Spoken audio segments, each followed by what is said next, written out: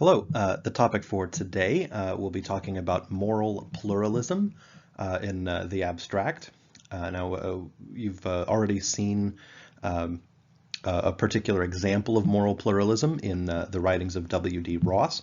But this is going to be a general overview of some of the main issues with moral pluralism in the abstract.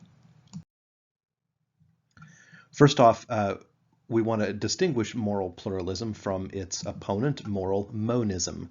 Again, philosophers are very good at naming things. Moral monism is just what it sounds like. It's that there's sort of one basis for morality. Moral pluralism is this view that there's more than one basis for morality.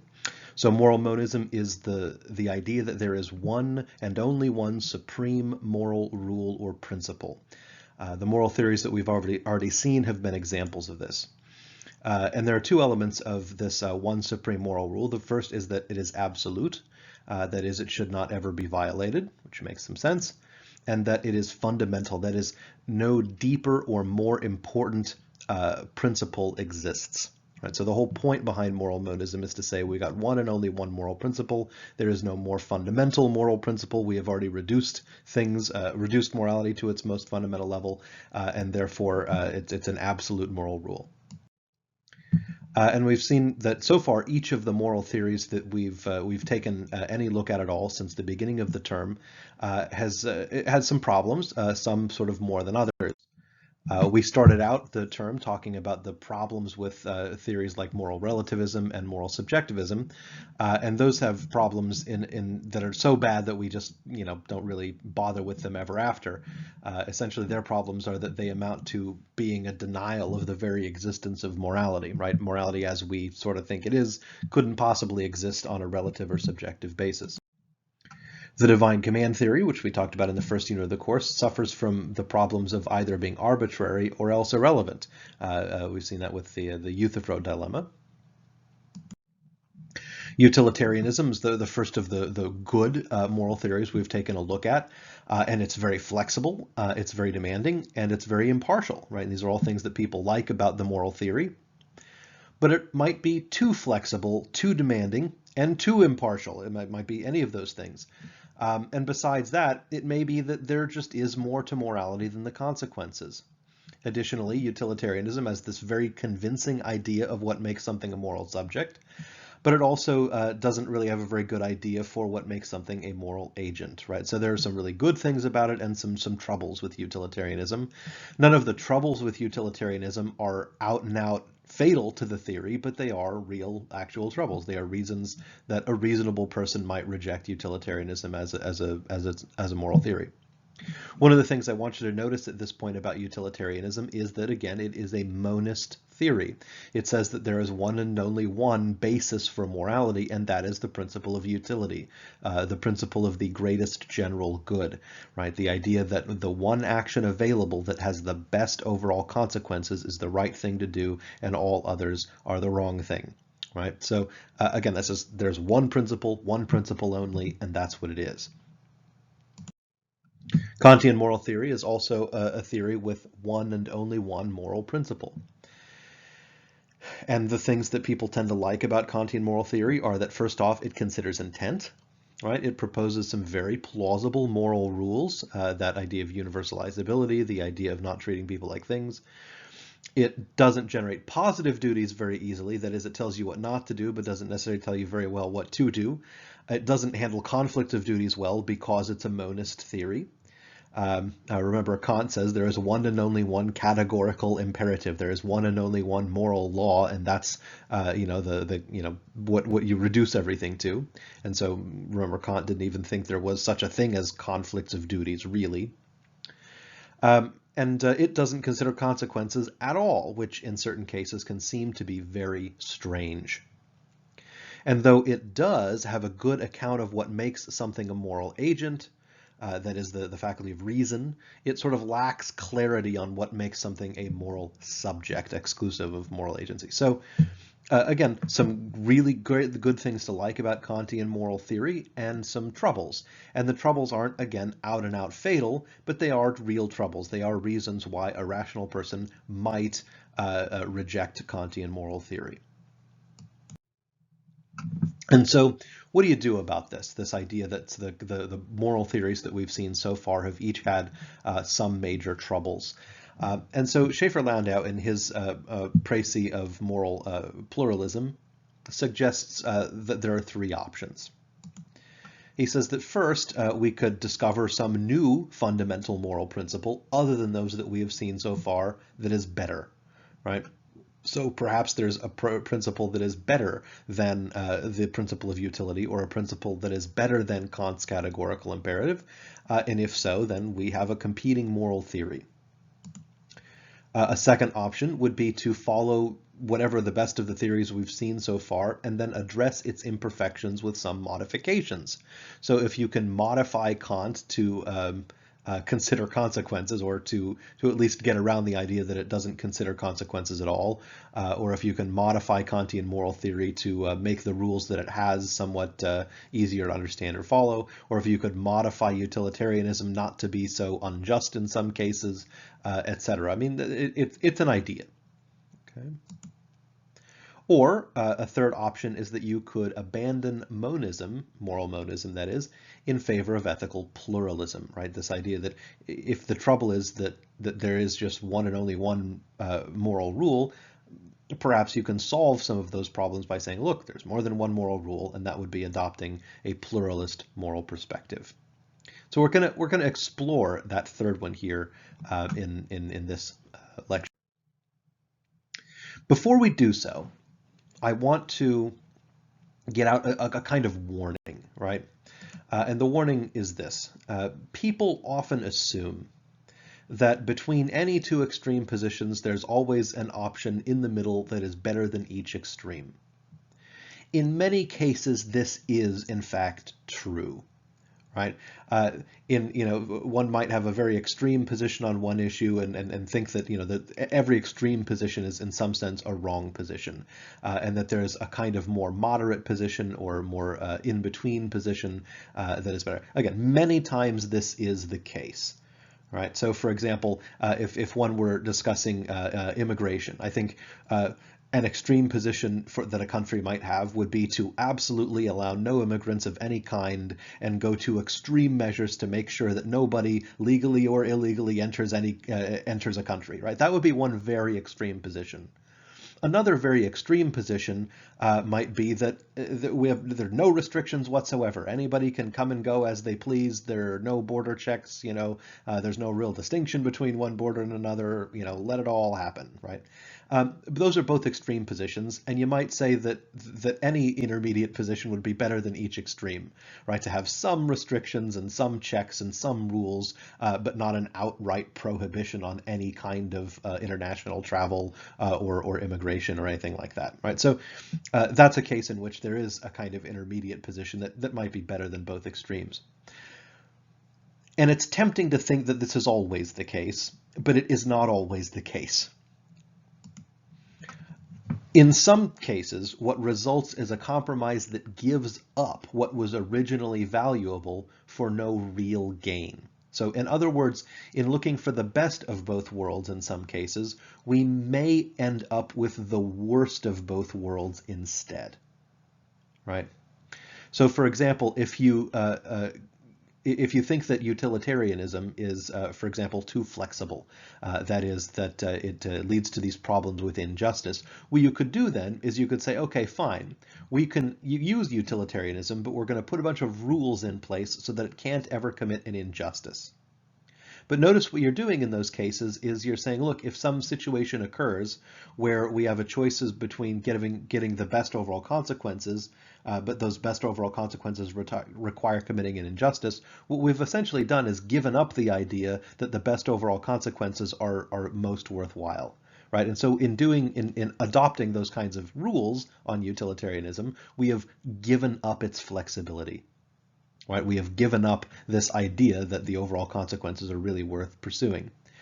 That's the very idea that makes utilitarianism tick. That's the very thing that people who adopt it tend to think is good about it, and et cetera, et cetera. So the idea is in adopting a kind of limitation or a kind of compromise position, sometimes you give up what you actually liked about the original theory to begin with. And so when we're talking about ethical theories, we're going to see that sometimes picking sort of an intermediate position or a position in the middle may have worse options than otherwise. So let's take a look at a more concrete example of where a compromise might actually be worse than adopting for one extreme or the other. So in order to get this example about, we have to bring up a concept known as moral absolutism. Okay, moral absolutism, okay, is the idea that that a moral rule cannot ever be violated, right? That any violation of a moral rule is in fact doing what is immoral.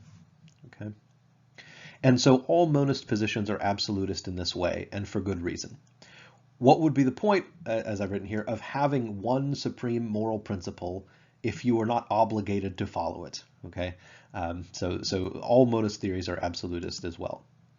Some pluralist theories are absolutist. That is, that they say that there is more than one binding moral principle and that none of those principles should be violated. That is, that they are all absolute. They all apply all the time. And so this adherence to absolutism causes several problems both for monist positions and for pluralist absolutist positions. So here's a case of that.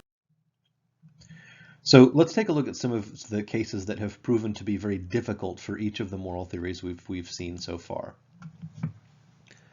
So first off, we have the cases of injustice, right? Cases of torture, of framing the innocent, et cetera, et cetera. These are all cases that pit an allegiance to consequentialism against valuing justice or human dignity or what have you. The utilitarian, for example, simply has to live with this, right? So these are cases that are discussed, for example, by J.J.C. Smart, like the sheriff case, where the sheriff has this a choice between framing an innocent person or essentially executing an innocent person in order to get the best overall consequences and, perhaps respecting justice, but then, of course, giving up the best overall consequences. That's a very hard case for utilitarians to deal with because it's a case in which going for the best overall consequences ends up leaving aside questions of justice. And that's something that, again, the utilitarian, for the most part, simply has to live with. They don't have to be happy about it, but they do have to live with it if they're going to continue to be utilitarians. On the other side of things, you have Kant's moral theory, which is great, right, in the sense that it doesn't allow these kinds of injustices. It would never allow you to kill an innocent person, but it also doesn't allow you to lie when some murderer comes to your house and says, hey, is your friend hiding in there? I want to murder them, right? And you have to say simply, well, yes, they are, because otherwise it would be a lie. You'd be doing the wrong thing. And so because both of these moral theories are absolutist moral theories, you can sometimes run into problems. The consequentialist runs into problems when the thing that you have to do to get the best consequences seems in itself immoral. And the non-consequentialist runs into trouble when the thing that is all by itself the morally right thing to do might lead to some very bad consequences that they in fact don't consider. And so it's the absolutism of both of these monist positions that get them into trouble. And so, again, the simplest forms of absolutist pluralism, that is, so imagine a very simple moral pluralism. You say, okay, if utilitarianism runs into some difficult cases and Kantianism runs into some difficult cases, why not simply follow both of them, right? That's the simplest possible form of moral pluralism. The trouble is that such a theory would be paralyzed in a case like this. Right? Because on the one hand, in the case of torture or framing the innocent, they have two rules that conflict. The rule, go for the best consequences, and the rule, don't treat people like things, right? Don't treat anybody as a means only. And those are absolutely what are going on in cases of torture or in like the sheriff case where the sheriff has to frame the innocent person or execute them in order to disperse the mob. There's simple conflicts there, okay? Also, there are simple conflicts in the case that bedevils Kant, where, if somebody comes to your house, says, hey, is your friend hiding in there? I want to murder them. And, so on the one hand, you can either lie, right, to preserve the better overall consequences, or you can tell the truth to preserve your duty to tell the truth. So once again, if you're going to then follow both theories, you don't know what to do in either case. At least utilitarianism has a plausible idea in Kant's case, right? At least he seems to get the right answer there, and at least Kant seems to get the right answer in the case of like the sheriff, where he says, no, you really can't just kill some innocent person, even if it's to get better overall consequences. So again, the very simple pluralist position seems like it runs into trouble and is paralyzed because it can't make a decision in either case. So again, this is a perfect example of where an intermediate position, or trying to get the best of both worlds, ends up actually getting the worst of both worlds. Instead of having to do something that seems in one sense wrong, you can't do anything at all. And so one strategy that absolutists use to respond to these difficult cases is to make the claim that in such cases there are things that appear to violate their principles, but that don't actually violate their principles. And there's two ways that they try and do this.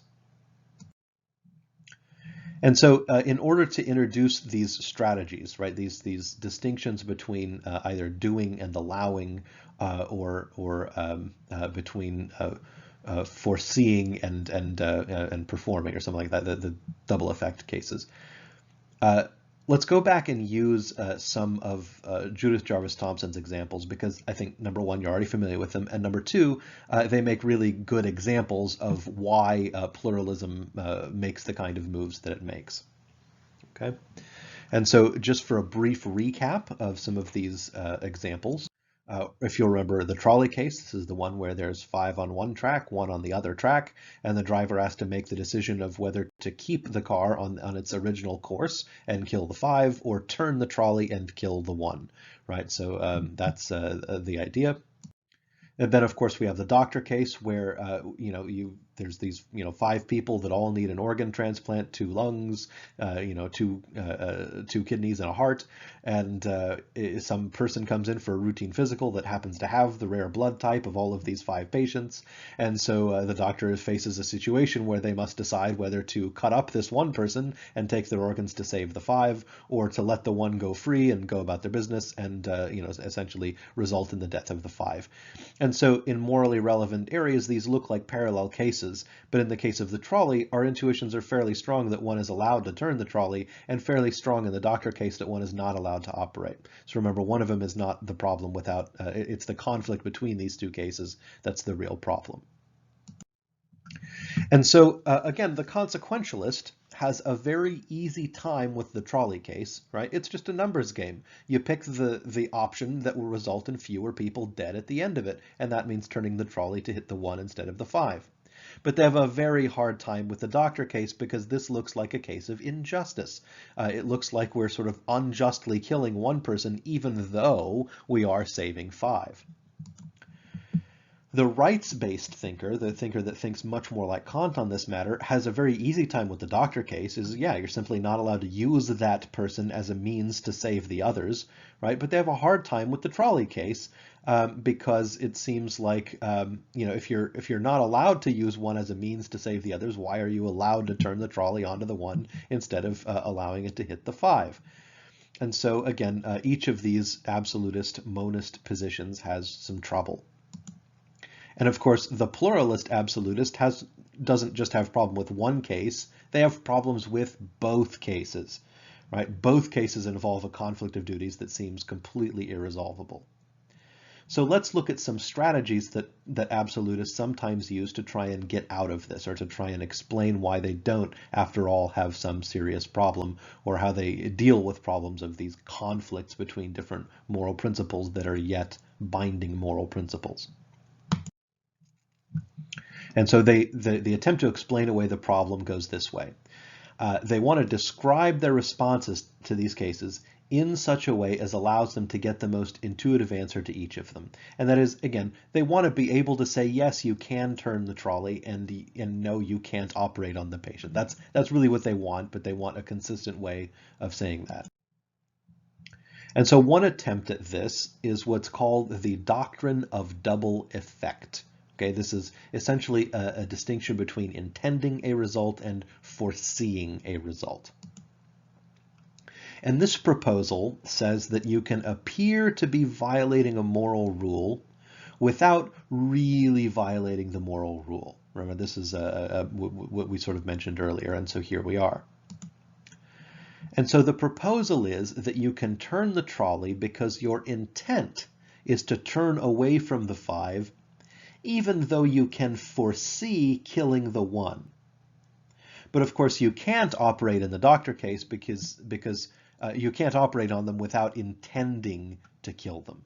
Okay, so the idea is that the doctrine of double effect says that you are allowed to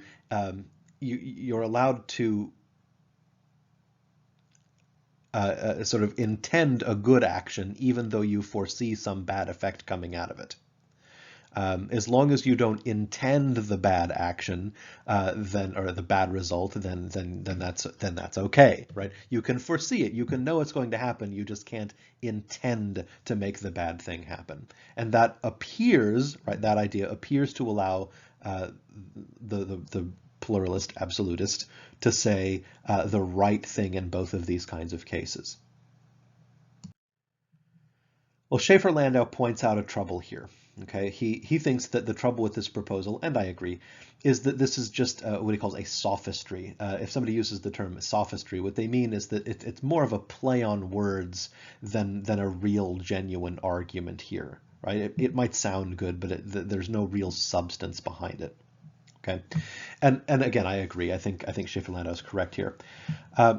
So here's the deal. We could just as easily say that we intended to save the 5, even though we foresaw having to operate on the 1, right? So in the doctor case, we can say, no, we really could operate in the doctor case, right, and get the wrong answer. You can intend to save the 5, even though you foresee having to operate on the one of them.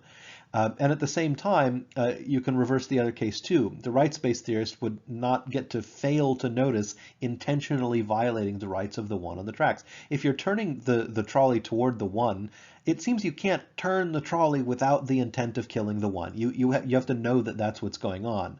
Right? It's not just that you're foreseeing the death of the 1 as a consequence of what you're doing. What you're doing is intentional, right? And so this intending versus foreseeing thing, it might sound good, but it doesn't make enough of a real difference. As we say, it doesn't get one out of the notion that rights and consequences really can be genuinely opposing one another in this situation, and that they absolutely are. So as much as it might sound good, that's all it is. It's just something that sounds good. It doesn't really get one out of the trouble. Another attempt, right, to say that the pluralist absolutist can make to say that they can get the right answer in both of these kinds of cases is this this difference between doing and allowing, right? And so the idea is that since somebody is going to die, whatever we do, in either the Trolley case or the doctor case, we are just letting fewer die rather than letting more die, right? Well, that's in the Trolley case. In the doctor case, we have to kill somebody or else we let 5 die. So because killing is worse than letting 5 die, then we can turn the trolley and we can't operate. So that, again, that appears to allow us to get the right answer in both cases. But if you'll remember, Thompson herself addresses this kind of a strategy in the actual trolley problem article. And so if you remember that well, you already know what's happening next. And so again, this is better than the doctrine of double effect, but Thompson herself demonstrates the problem with this by modifying each of these cases slightly. So in one case, she modifies the trolley case to the trolley bystander case. So instead of the driver of the trolley having to make the decision of whether to continue on and kill the 5, that is kill 5, or turn the trolley and then kill 1, okay, we instead have a bystander that if they flip the switch, they are making the choice to kill 1. If they do not flip the switch, they are not interfering in the situation at all, and what they are doing is letting 5 die. Right, they're not at the controls of the trolley. They are at the, they simply could flip a switch to divert the trolley or not. Okay, so the idea is, in this case, they are also now making a choice between killing and letting die, just like in the original doctor case. Alternatively, you could modify the doctor case to be the mistaken doctor case. The idea is that the reason that the 5 are going to die of organ failure is because the doctor made a mistake, right? And so if the doctor does not operate on the 1, he will have killed the 5. It's not a matter of simply letting them die, right? He will absolutely have killed them. And so now his choice is between killing 5 and killing 1, that is the patient that he could operate on to save the 5. And so then the choice between the trolley case and the doctor case is a case of killing versus killing, all right? Or rather, trolley case versus mistaken doctor case is a case of killing more versus killing fewer in both cases. And the trolley bystander case versus the original doctor case is a decision between letting die on one hand, killing versus letting die on one hand, and killing versus letting die on the other hand. So we can modify each of these cases to make this whole doing versus allowing thing just disappear. And so we can see clearly that the distinction between killing and letting die, or doing versus allowing, does not fix the fact that we simply have a conflict of moral duties. The trolley bystander, when we compare it to the doctor case, presents a conflict between rights and utilities, even though both are choices between killing and letting die. The trolley case versus the mistaken doctor case presents a conflict between rights and utilities, even though both cases are choices between killing 1 and killing 5. And so the point is that the very existence of difficult cases might mean that there is more than one legitimate moral principle, and that while you shouldn't violate any of those if you can help it, you may sometimes have to violate one moral rule in order to further another. You may sometimes have to give up on the best overall consequences in order to do what is just, or what respects human dignity, or what respects rights. On the other hand, in sometimes respecting rights, you may have to settle for that which has worse overall consequences, right? And what this does is it leads us to reject absolutist versions of moral pluralism and instead opt for non-absolutist versions of moral pluralism, like that advocated by W.D. Ross. If you'll recall, Ross thinks that there are many different sources for moral duties, but he does not think that any of those duties are absolute. Remember, he believes that all duties are prima facie, or as he should have said, pro tanto duties. They really are your duties. They really are incumbent upon you, but given that they can conflict, at any given time, one duty might be overridden by another. So even though they really are your duties, none of them are absolute moral duties. None of them are such that they couldn't possibly be overridden by some more pressing moral duty. And so that's what separates Ross's version of pluralism from an absolutist pluralist idea. So in addition to being different from moral monism, in thinking that there's more than one source of moral duty, Ross is also different from theories like utilitarianism and Kantianism because he's also not a moral absolutist, right? He doesn't think that there are absolute moral duties either. He thinks these moral duties are absolutely real and important, but not absolute. And so to summarize this particular discussion, because it does get a little complex and get into the weeds, some of the important things to take away from this are, first off, that all monist views are absolutist views. If you say that there is one and only one supreme moral principle and nothing of which is more fundamental, well, then that principle has to be absolute, right? And that's something that utilitarianism absolutely does. The principle of utility, the idea that the best overall consequences are what is morally desirable, that's an absolutist view, and it's a monist view. And again, it's still a good view, though it's not without its troubles.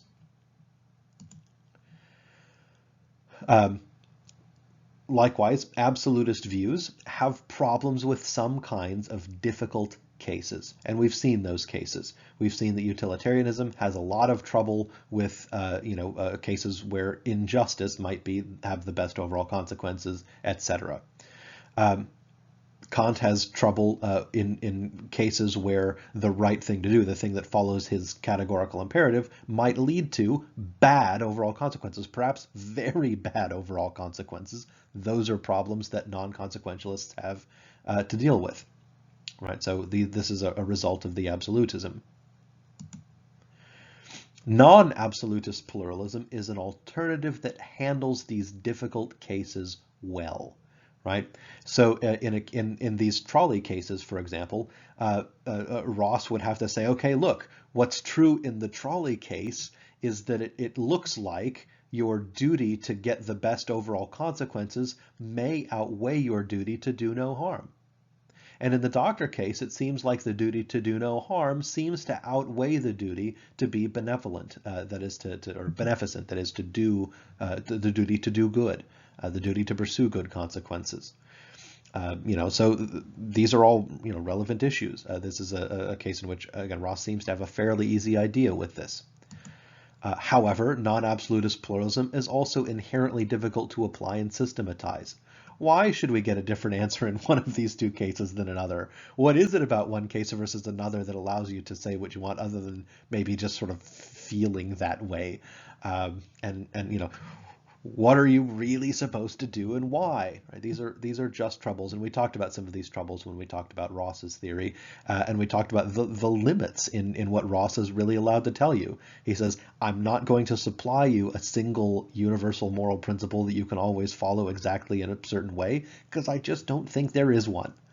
All right, and if you just don't think there is a supreme moral principle or an absolute moral rule, well, then that makes figuring out what to do in any given situation much more difficult. And Ross, again, that's a problem that Ross simply has to live with. Anyone who accepts Ross's moral theory simply has to live with that as well.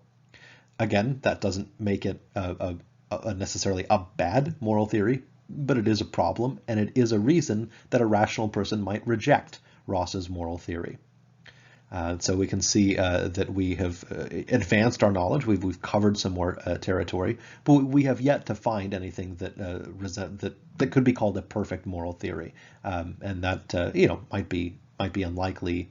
That should have seemed unlikely in the first place. So we're pretty much right where we would have anticipated being, having given it pretty careful thought.